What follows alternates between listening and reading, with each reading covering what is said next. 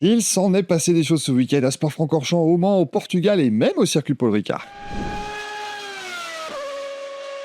Salut à tous et bienvenue pour la 35e de l'émission Auto Hebdo. On est ravis de vous retrouver évidemment encore une fois. Et comme je vous l'ai dit, il s'en est passé des choses et on va aller un petit peu aux quatre coins de l'Europe finalement avec nos envoyés spéciaux. Et à commencer par Valentin Glauc, qui alors est un envoyé spécial. Pas très spécial, en face de moi, et pas très envoyé là surtout. Là, c'est étonnant, mais il revient de Spa. Comment Tout ça à va? fait. Salut Michael, bonjour à tous. En effet, je reviens de Spa hier, puisque la course était samedi, donc ça permet de rentrer à temps pour tourner cette belle émission. Voilà, c'est quand même bien. On s'est dit, voilà, pour cette deuxième manche du WEC à Spa-Francorchamps, les 6 heures de Spa-Francorchamps, on va quand même le faire directement. Et il faut dire qu'en plus, on a eu le droit à une course assez exceptionnelle et à un doublé des BMW du team WRT, avec le numéro 20 de Sheldon van der Linde, René Rast et Robin Freins qui s'imposent devant la numéro 15 et un sacré numéro notamment de Kevin Magnussen. Valentin, comment on peut expliquer quand même que BMW, qui a toujours eu un petit peu de mal avec cette M hybride V8, en tout cas du côté WEC, soudainement arrive et fasse un doublé comme ça? Alors en effet, c'est surprenant et même nous, on a été un peu surpris parce que vendredi soir, après les qualifications, on ne misait pas spécialement un copec sur les BMW. On voyait plutôt les Cadillac ou les Alpines se disputer la victoire. Ce qui s'est passé, c'est que BMW a été très malin au niveau de la stratégie. Mention à l'écurie belge WRT qui s'est décidément gagné des courses. Un arrêt très anticipé avec la numéro 20. Ils se sont décalés en stratégie avec la Toyota numéro 8, ce qui a permis à la BMW en se décalant de prendre la tête de la course, et dans l'air propre la voiture a été incroyable dans l'air propre, voilà, c'est ça. Il semblerait que les évolutions apportées cette année fonctionnent particulièrement dans ces conditions là, parce que ce soit les trois pilotes, René Rast, Sheldon van der Linde ou Robin Freins, ont affiché un rythme d'enfer, et bien aidé en fin de course par la défense de fer de Kevin Magnussen, qui s'est retrouvé deuxième grâce à un dépassement opportuniste de Dries Venter. Et je vous propose d'écouter Kevin Magnussen, avec qui j'ai échangé après la course samedi soir. It was on old tires. I got Dries' tires when I jumped in, and everyone around me had at least half a set of new tires, and the Ferrari behind had four new tires, full set. So it was a tough battle. I knew I had to give it everything to stay ahead, and it worked out. So I'm super proud of the whole team again. You know, to give us the car that we needed, put us in the strategy that was the right one. You know, we took the gambles in the right times, and they managed to put both cars ahead of the field, and we were able to stay there. So just very proud of everyone. Et alors Valentin, on était content chez BMW et chez WRT, victoire en plus un petit peu à domicile quand même. Totalement. Pour l'équipe belge qui n'était qu'à 50 km de là à vol d'oiseau dans ses installations. On a également eu le sourire chez Aston Martin qui décroche son meilleur résultat en hypercar, et chez Genesis, parce que ça on ne l'avait pas vu venir non plus, mais au bout de 2 courses en WEC, Genesis a déjà marqué des points. Il faut dire que la fin de course, la dernière heure de course, c'était une folie totale. Oui, c'est vrai aussi. Il y a eu des débris de carbone dans tous les sens. L'Aston Martin qui fait 4, c'est déjà une belle surprise, même si Tom Gamble a eu très très chaud au haut du radillon quand il a vu l'Alpine d'Antonio Félix da Costa lui passer vraiment devant. Là pour le coup, ça s'est joué à pas grand chose. Voilà. Et je vous propose d'ailleurs d'écouter Tom Gamble, parce que sa réaction samedi soir quand on lui parle de ça valait son pesant d'or, pardon. I saw it go like this, and then it went right, and I was like, oh, it's going into the wall. Yeah. And then it came left again. I was like, oh my god. And then I was like, brake, and then it just went boom in front of me. And I was like, oh my god, I need to go and buy some lottery tickets after that. So that was a lucky escape. And then obviously I had some nice pace catching up to the three in front, and then obviously got past the Toyota, but not quite enough to get ahead of the to get onto the podium. But that would have been really nice today. But nevertheless, still a very positive result, and fills us with a lot of confidence going into Le Mans. Obviously the big one, the race that we don't do really well at. So really really proud of all the team. They're putting in a lot of work behind the scenes and always making the car faster for us, and I think everybody can see that each race we get closer and closer and closer, and we're always kind of making steps, which is great, and very proud of them, and we keep chipping away, and I think that podium's just around the corner. Et Tom Gamble qui a eu ce bon résultat, mais bon, Aston Martin, il y avait la 009 aussi avec Ribeiras, Qui a fini dans le mur. suite à une défense musclée d'Antonio Félix da Costa, nous l'appellerons comme ça. Qui n'a pas été pénalisé. Parce que peut-être parce qu'il est ensuite parti en tête à queue au sommet du Raidillon, ça a peut-être. Non, mais il aidé. aurait pu être pénalisé, par exemple, comme ce fut le cas pour Earl Bamber en 2024 avec la Cadillac, C'est par vrai. exemple, qui avait pris 3 places de pénalité sur l'accueillement. Au même endroit en plus, à peu près, enfin, dans Oui, la la même même zone sortie, en tout oui, cas, oui. dans la ligne droite de Kemmel. Tout à fait. Genesis, donc, qui se retrouve au milieu de tout ça en se disant nous, on va pas faire d'erreur, on va pas se tromper. La 19 C'est qui a ça. encore eu des petits problèmes, mais la 17, La ça 17. finit dans les points. Tout à fait, d'André Lotharer, Mathis Jobert et Pipo Derani, malgré un petit problème aussi sur cette voiture. En fin de course, Derani s'est faufilé au milieu de tout ça, au milieu de ce chaos, sans demander son reste, a pu prendre une belle 8e place à l'arrivée. Je vous propose également d'écouter le pilote brésilien samedi soir après la course. We scored our first points, a little unexpected, and we had to fight hard for it because we had a little issue from almost just after half of the race all the way to the end that we were fighting for. But I'm proud of the team. I'm proud of how the team executed it, how we were able to go around the issue and bring the car to the checkered flag, even if we believe we lost a bit of pace, but still we were there to capitalize on the points that were available, and we brought home our first points. So it's only our second race, but again, we foot on the floor. We have a lot to do. We have our biggest task just a few weeks away, and we still feel like we have a lot to learn. But hopefully the boost that those points will bring will be directed in the right way to drive the people that are within the organization to continue to perform, to continue to find improvements so that we can, continue the improvement rate. But, we have great hopes that the package that we're driving with the package that we are developing could in the future be something that we can fight for better position. So we should be very proud of today, but cautiously proud because we still have a lot to do.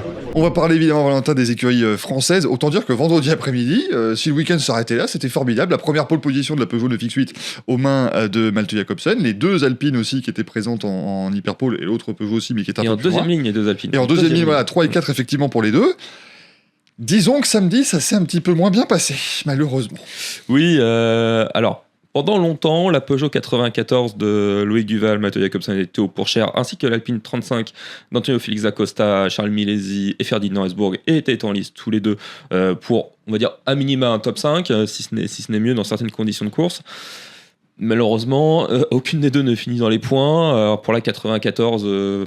c'est la faute à pas de chance en sortie des stands de Malte Jacobsen qui veut récupérer la voiture des mains de Théo Pourchère.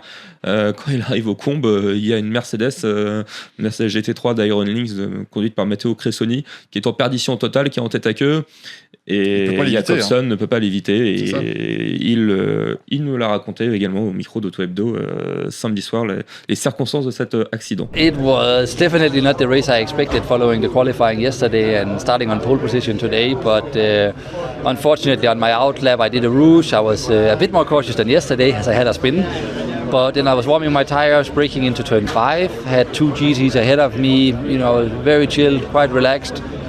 And the next thing I notice is the GT is going offline, which is fine. But then because of the visibility I have with the Aston being right in front, I struggled to see where he was. And the next thing I notice is the Aston just missed him.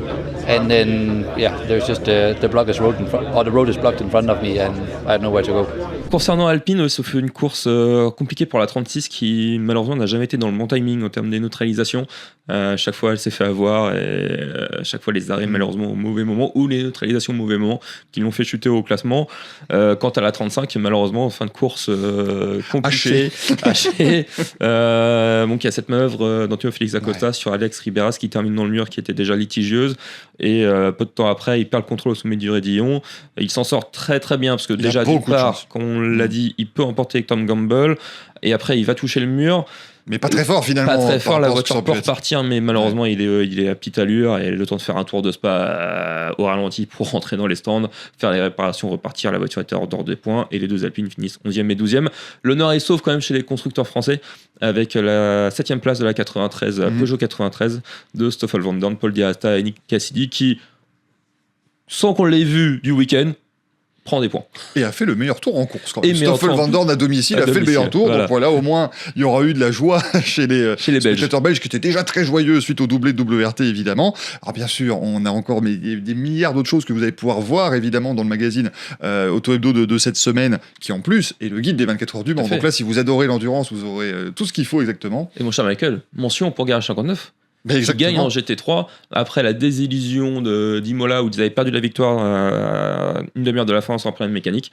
Et là, ici, il s'impose grâce à une pénalité infligée à la Ferrari numéro 21, notamment du français François Hériot, qui malheureusement, à cause d'un non-safe release, a été pénalisé de 5 secondes à l'arrivée et perd donc sa victoire au profit de Garage 59 et de Antares O, Marvin Kirchhofer et Thomas Fleming. Ouais, et c'était d'ailleurs l'un des 3 pilotes qui le disait après, qui a dit finalement, c'est jamais bien de gagner sur une pénalité. Mais la pénalité a été infligée parce que Garage 59 a fait un super arrêt, ce qui leur a permis de ressortir juste à côté de la Ferrari, qui a donc fait un unsafe release. Donc c'est un sport d'équipe. Et belle mention quand même, parce que Garage 59, on le rappelle, c'est leur 2e course en WEC. Clairement. Et déjà s'imposer, c'est très très fort ce qu'ils font sur ce début de saison.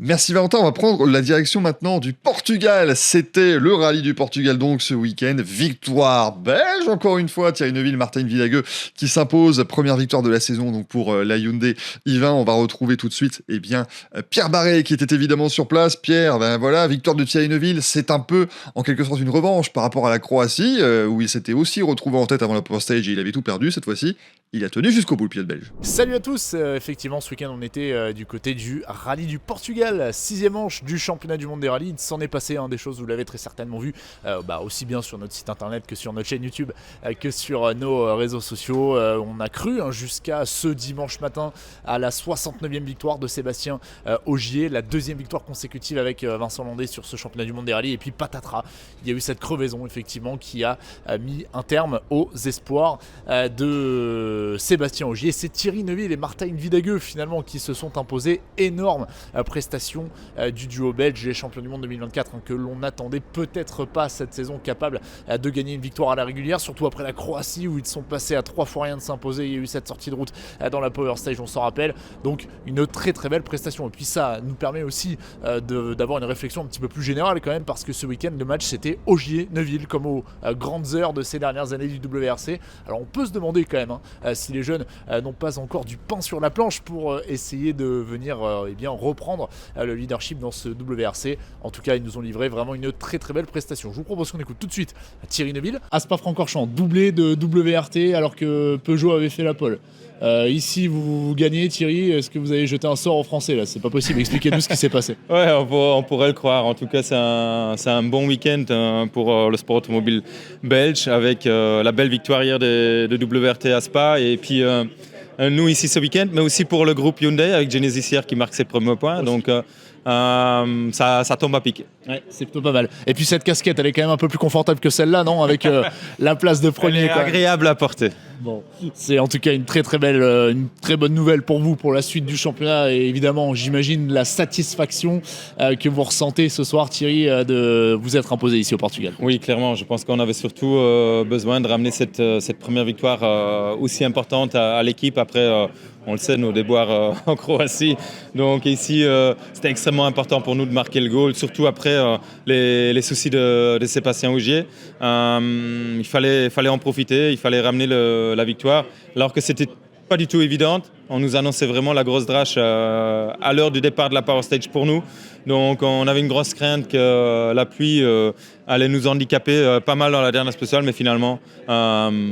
Dieu a été avec nous, le dieu de la météo, mais aussi le dieu du rallye en soi. Ce week-end a été avec nous. Je pense que après la Croatie, il s'est dit qu'il fallait qu'il nous soutienne un petit peu. Et puis ça a payé ici ce week-end. Alors Pierre, on ne peut pas évidemment ne pas avoir une pensée pour Sébastien Ogier qui avait signé une performance XXL véritablement, avec notamment un samedi absolument ébouriffant et qui crève dans les dernières spéciales du dimanche. C'est dommage encore une fois pour le non-nuple champion du monde et pour le championnat aussi bien sûr. Le destin n'a pas aidé Sébastien Ogier et Vincent Landais. Malheureusement, ils ont fait franchement une prestation parfaite, on le disait tout à l'heure. Ils ont été capables hier, enfin en tout cas sur la journée de samedi, d'imprimer un rythme diabolique, de faire des écarts là où personne n'arrivait à en faire. Ils avaient repris quasiment plus de 10 secondes, 12 secondes même sur Thierry Neuville dans une seule et même spéciale dans Amarante. Donc ils ont fait franchement quelque chose de fabuleux, mais malheureusement cette crevaison vient mettre à mal leur performance. On va écouter tout de suite Sébastien Ogier justement qui nous en dit un petit peu plus sur les raisons de cette crevaison. C'est la loi du sport auto, il faut plein de choses pour gagner des rallyes et malheureusement voilà, la réussite nous a un petit peu fui aujourd'hui avec cette crevaison qui fait évidemment très mal et qui coûte de gros points et cette victoire ici. Donc Donc d'être éjecté direct jusqu'au top 6, c'est vrai qu'au vu de la performance réalisée toute la semaine, ça fait mal, on va pas se cacher, mais c'est comme ça, il faut garder la tête haute parce que de notre côté, je pense qu'avec Vincent et puis toute l'équipe, on a fait une fois de plus du bon boulot. Il n'y a pas grand chose qu'on aurait pu faire de différent ce week-end. Et donc voilà, il faudra passer rapidement à autre chose et puis on ira au Japon pour jouer la victoire à nouveau. Merci beaucoup Pierre, et va te mettre à l'abri parce qu'il a plu aussi au Portugal ce week-end, et vous verrez qu'il n'a pas plu qu'au Portugal, puisqu'on va maintenant partir du côté du circuit des 24 heures du Mans, et même plus précisément du circuit Bugatti. On va retrouver Luca Bartolomeo qui était présent ce week-end au Grand Prix de France MotoGP. Lucas, je vois que tu es en intérieur, parce que s'il n'a pas plu pendant la course MotoGP et pendant vraiment le reste du week-end, c'est bien tombé après l'épreuve visiblement. Exactement Michael, et je connais beaucoup de Français qui attendaient cette pluie. Malheureusement elle est arrivée 1 heure après la course. Et puis pourquoi tu me rejoindrais pas Michael? Tiens, je te fais une petite place. Ah bah oui, j'arrive du coup Lucas.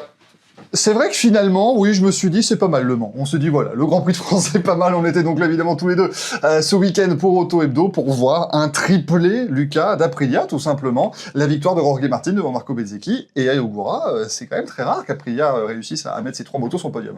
Exactement, ça avait failli arriver à Austin, on le rappelle, mais Ai Ogura avait abandonné en raison d'un souci mécanique. Et puis là, c'est la première fois qu'Aprilia bloque les 3 places du podium. C'est quelque chose que Ducati nous a habitués à faire ces dernières années. Oui, ça reste assez standard pour eux. Et puis pour une fois, c'est aussi Jorge Martin qui a décroché la victoire et non pas Marco Bezzecchi, puisque c'est lui qui avait remporté les 5 dernières victoires d'Aprilia en Grand Prix. Là, Jorge Martin qui est de retour sur la plus haute marche du podium après 588 jours. C'était une surprise aussi, mais Le Mans c'est un circuit qu'il affectionne, et la dernière fois qu'il avait roulé au Mans, il avait déjà signé le doublé, sprint et Grand Prix. Donc, il faut croire que Jorge Martin est un ami du circuit français. C'est vrai que Jorge Martin, sur tous les sprints auxquels il a pris part ici, puisqu'il n'était pas là l'an dernier sur blessure, il les a tout simplement tous gagnés. Il a gagné samedi, il a gagné aussi dimanche. Donc, d'un côté, on a cette domination d'Aprilia maintenant, parce qu'on peut parler de domination quand on voit vraiment le rythme qu'avaient les 4 machines, même si Raúl Fernández a eu un petit peu plus de mal en Grand Prix. Ça s'oppose évidemment aux difficultés de Ducati. Parce que Ducati, ils ont perdu très tôt Marc Marquez qui s'est blessé lors du sprint et qui ne sera pas là en Catalogne non plus. Pecco Bagnaia a semblé revivre et il a chuté en course. Chez VR46, on a Di Gianantonio qui tient la baraque, mais c'est beaucoup plus compliqué pour Borgo Panigale maintenant. C'est beaucoup plus compliqué pour Borgo Panigale. Marc Marquez qui nous a aussi fait des révélations au Mans, puisqu'il a dit qu'il avait déjà programmé une opération pour après le Grand Prix de Catalogne. Finalement, sa blessure au 5e métatarsien du pied droit a avancé l'opération qu'il avait prévue pour retirer une vis qui s'était fracturée dans son épaule. Il a été opéré ce dimanche en Espagne. Il est retourné du Mans pour aller se faire opérer en Espagne. Ducati a annoncé que l'opération s'était bien passée. Donc on attend bien évidemment des nouvelles de Marc Marquez. Il reviendra, il vise en tout cas un retour au Mugello. Mais en attendant, Pecco Bagnaia, il a fait un excellent début de course. Et puis finalement, il a perdu l'avant au 15e tour. Il a chuté. La série noire de Ducati de maintenant 10 courses sans podium se poursuit. Ouais, pour l'équipe officielle, c'est terrible quand même. Hein. C'est terrible ce qui se passe effectivement pour cette équipe officielle Ducati. Alors Bagnaia lui a dit qu'il est quand même content de son week-end et que ce qui lui est arrivé, c'est un peu la même chose qu'Arerez. Il a parlé d'un problème sans être un problème. Ouais, il est resté assez évasif. Je pense qu'il a de quoi être content, puisqu'au final, il fait un bon week-end. Cette chute, c'est dommage, mais il a retrouvé le feeling qu'il avait perdu, en tout cas, sur l'avant avec la Ducati, donc c'est plutôt positif. Bon, évidemment, Lucas, on peut pas parler du Grand Prix de France MotoGP sans parler de nos 2 pilotes français, Fabio Quartararo, Johann Zarco. On les attendait évidemment. Ça, c'était des conditions pour Johann Zarco, notamment. C'est là-dessus qu'il avait brillé il y a 1 an.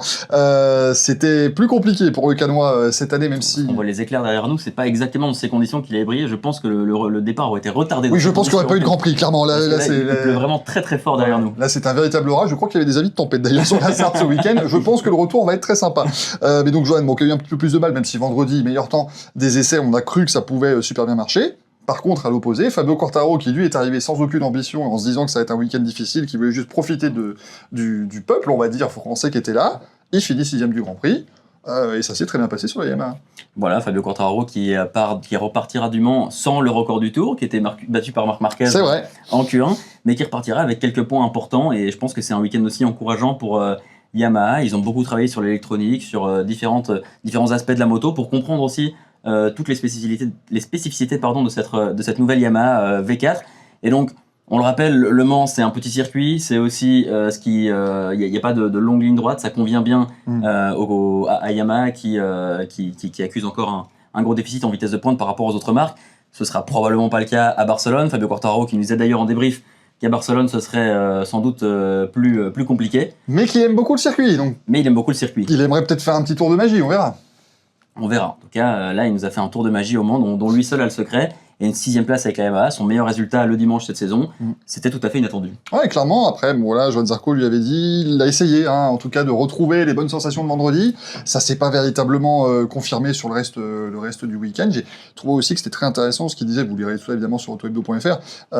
Aussi sur la gestion évidemment de l'énergie tout au long du week-end. Il est très sollicité. Fabio Quartararo aussi. On sait que c'est un week-end spécial pour les Français. C'est ça. Et puis, ce que je discutais avec son helper, Sam Moreno, qui prépare. Sa moto en MotoGP, mais aussi lorsqu'il s'entraîne.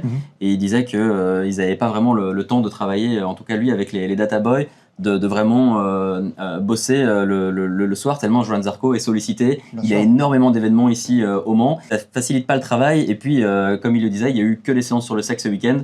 Et quand on est autant sollicité par des rendez-vous avec les partenaires, avec les médias, avec un peu tout le monde, et ben le dimanche, on est plus fatigué, et donc en fin de course, on fatigue aussi, et c'est plus difficile de boucler les 27 tours qu'il y a ici à parcourir au Mans. Surtout que c'est pas facile pour les pilotes, parce qu'on a roulé ce week-end au Grand Prix de France au Mans, on va directement rouler en Catalogne le week-end suivant, donc effectivement, la gestion de toute cette énergie va être super importante. Lucas, merci beaucoup, et puis moi, je vais retourner en studio, je te propose ça. Allez, à bientôt. À bientôt.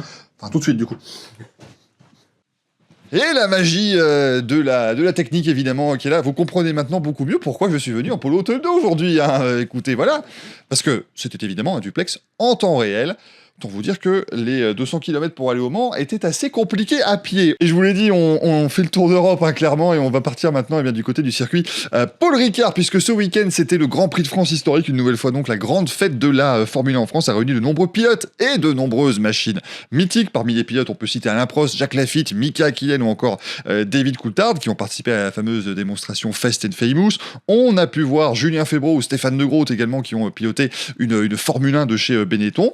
Dorian Boccolacci aussi au volant d'une F3. Cyprien Juillard et Alexandre Herbin étaient présents pour nous au circuit Paul Ricard pour assister à tout cela. Vous pouvez d'ailleurs retrouver un dossier de 18 pages dans le magazine Autohebdo de la semaine, qui est le Guide WEC, mais qui est donc également largement consacré à ce Grand Prix de France historique, et vous avez pu suivre tout le week-end toutes leurs vidéos sur les réseaux sociaux d'autohebdo.fr. Je vous conseille d'ailleurs d'aller les voir, parce que franchement c'était très sympa. L'un des moments forts, c'était évidemment la présence des 3 pilotes actuels français en Formule 1. Isaac Hadjar et Esteban Ocon, ils se sont battus en piste avec la Red Bull RB7 pour l'un et la Ferrari 412 T2 de Jean Alesi pour l'autre. Et on avait également Pierre Gasly, que je vais vous proposer d'écouter d'ailleurs en interview, avec notamment Victor Jabouille, qui était venu lui faire notamment une surprise avec un casque très spécial, puisque Pierre Gasly a pris le volant de la Renault, qui a permis à Jean-Pierre Jabouille, le père de Victor, donc de remporter le Grand Prix de France 1979, la première victoire d'un moteur turbo en F1.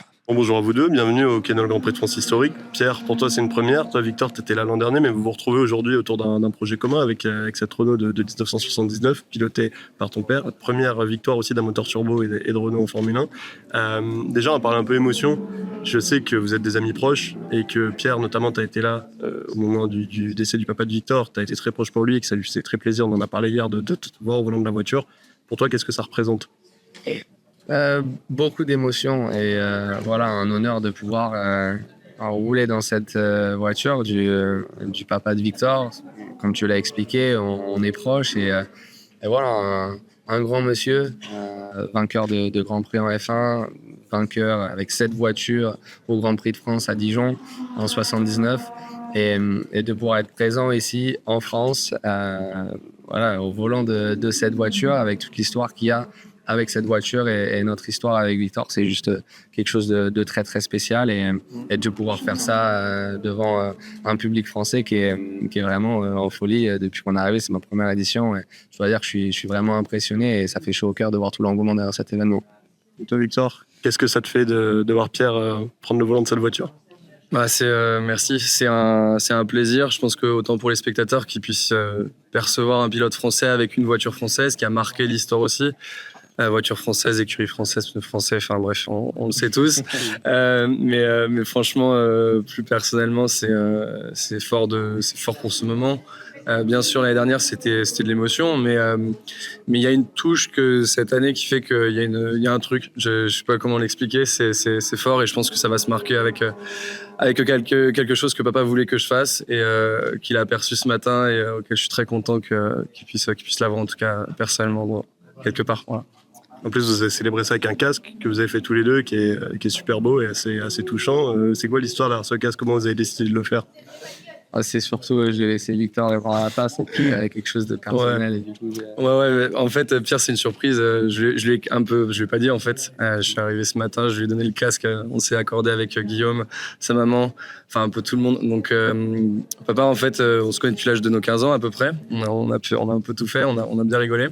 Mais indépendamment de ça, il y avait du côté de sérieux, une belle admiration que ça soit un proche, tout en l'observant en fait sur les Grands Prix. Une vraie technicité de pouvoir le percevoir avec papa pendant les Grands Prix. Et on avait une question à un moment à chaque fois avec papa, c'était si tu avais une idée avec quel pilote tu voudrais partager un casque et mettre en avant ton nom. Et indépendamment de notre côté personnel et notre relation avec Pierre, il n'y a qu'une personne qui l'avait en tête, c'était Pierre. Donc par sa technicité, par son approche, sa vision, sa relation avec les gens, son côté humain, sa chaleur humaine et authentique. Et vraiment, j'ai voulu remplir ce job un petit peu, ce côté, cette étoile qui me le demandait. Et ça a été un périple, mais on l'a fait, donc ça valait le coup. Je pense que les gens vont beaucoup apprécier. C'est un très très beau casque. Une dernière question, cette voiture, elle a 47 ans aujourd'hui. Toi, Pierre, aujourd'hui, tu pilotes une Alpine, qui est l'héritage un peu de Renault en Formule 1, forcément. Tout à l'heure, tu es monté dans la voiture pour la première fois. Avant de la conduire, est-ce que tu t'attends à ce que ce soit un peu compliqué, notamment Oui. Et Victor, toi, deuxième question, quel conseil, toi qui l'as piloté l'an dernier, tu peux donner à Pierre avant qu'il la pilote? Moi, je lui ai dit prends du plaisir. Franchement, c'est tout ce qu'il a à faire. Maintenant, il y a la première vitesse est un peu technique, mais on le sait, ça. Les mécaniciens m'ont dit 9005 en termes de régime. Victor m'a dit 10005. Tu peux y aller. Donc, ouais. Non, je pense que c'est ce que j'adore avec ces voitures, c'est il faut être extrêmement humble. La Formule 1 a beaucoup évolué et aujourd'hui, on a des voitures on doit dire, la sécurité a énormément augmenté. En regardant le dernier Grand Prix et ce qui m'est arrivé personnellement, c'est sûr que en remontant dans ce type de voiture, une cinquantaine d'années, il faut être extrêmement humble par rapport à la mécanique, par rapport à qu'en montant dans le cockpit, c'est une sensation qui est complètement différente de ce qu'on peut retrouver aujourd'hui. Et voilà, j'ai hâte de pouvoir aussi sentir la mécanique, cette boîte en H, l'embrayage, les pédales. Il y a beaucoup moins d'électronique sur le volant. C'est plus, on va dire, pur en termes de sensations et de pilotage. Et voilà, c'est différent, il faut l'accepter, c'est des générations différentes. Et ça demande une approche différente aussi. Et du coup, même pour moi, j'ai hâte de voir ce que ça va donner. Merci beaucoup, Cyprien, qui était donc tout le week-end au circuit Paul Ricard avec Alexandre Herbin. Et on va terminer cette émission avec notre traditionnel battle de la semaine, et je vais m'opposer cette semaine à Valentin Glot. On va parler 24 heures du Mans. Déjà, il me fait très peur. je ne sais pas si je vais pouvoir sortir vainqueur de cette battle, je vous le dis tout de suite, mais c'était également l'objet, évidemment, de notre question hebdo de la semaine. BMW peut-elle donc, mon cher Valentin, créer la surprise aux 24 heures du Mans, après cette belle surprise ici à Spa-Francorchamps? Et à tout seigneur, tout honneur, je te laisse même débuter avec ton avis là-dessus. Oui, je pense que oui, en effet, BMW peut créer la surprise aux 24 heures du Mans mi-juin, puisque certes, c'est une victoire surprise, on ne s'attendait pas du tout à une victoire de BMW ce week-end, mais ils ont montré pas mal de choses intéressantes, notamment déjà que l'évolution de la voiture, elle fonctionne, et notamment dans l'air propre, grâce à une stratégie, on l'a dit, décalée. On a montré que cette voiture pouvait avoir un rythme de fou, notamment en ligne droite. À un moment donné, le rythme était vraiment impressionnant. Quand on s'est retrouvé devant avec la Toyota numéro 8, elle a tout de suite creusé un écart très conséquent, plus de 20 secondes d'avance, après plus de 40 secondes sur les poursuivants. Pour en avoir parlé notamment avec les pilotes après la course, même sans l'intervention des voitures de sécurité, ça allait au bout, cette histoire de stratégie décalée, sans faire de splash. Tellement il creusait l'écart de manière significative. Et le rythme était aussi confirmé avec la numéro 15, et surtout WRT, par exemple, sait gagner des courses et l'a prouvé avec des stratégies décalées et offensives, et ça peut faire la différence au Mans.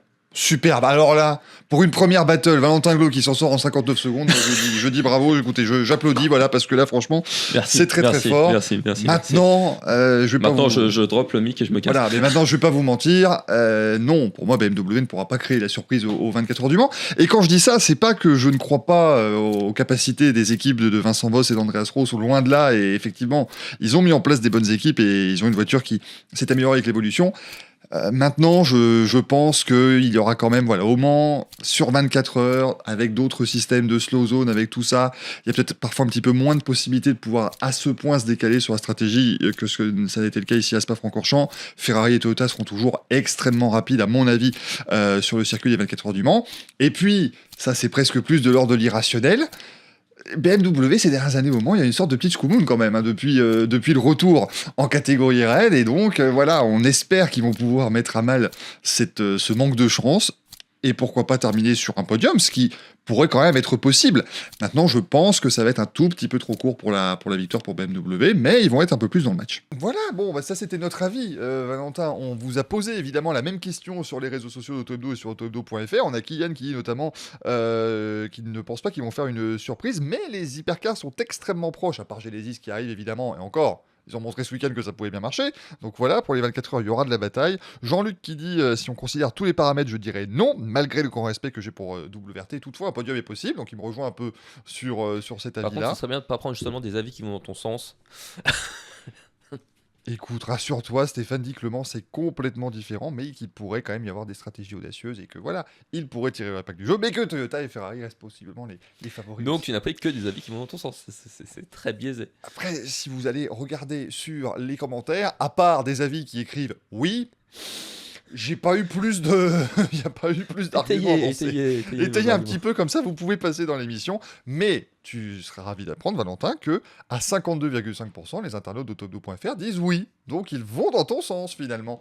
Sur le donc c'est le moment où je drop le mic et voilà. je m'en vais. Mais de toute façon, tu peux le faire puisque c'est le moment où on va terminer cette émission. Merci Valentin d'avoir été Merci à toi. À mes côtés. Merci évidemment à tous nos envoyés spéciaux. Bon courage évidemment à Luca Bartolomeo que j'ai laissé au Mans, hein, bien sûr, sous 9 litres d'eau à peu près, bien entendu. Alors qu'il faisait un temps magnifique en Belgique, c'était le monde à l'envers. C'est exceptionnel, écoutez, voilà. Il faut peut-être aller plus souvent à Spa-Francorchamps, c'est ce qu'on va pousser pour ça évidemment. On se retrouvera lundi pour une nouvelle émission. N'oubliez pas le guide des 24 heures du Mans, disponible dès 20h en version numérique et mercredi en kiosque. À la prochaine, ciao ciao.